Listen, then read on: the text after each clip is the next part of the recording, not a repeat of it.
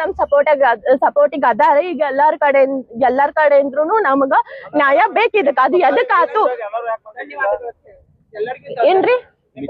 ಹಾ, ಅದ ನಮಗ್ ಬೇಕು. ಅದನ್ನು ಒಂದ್ ಪ್ರಶ್ನೆ. ಅದು ನಮಗ್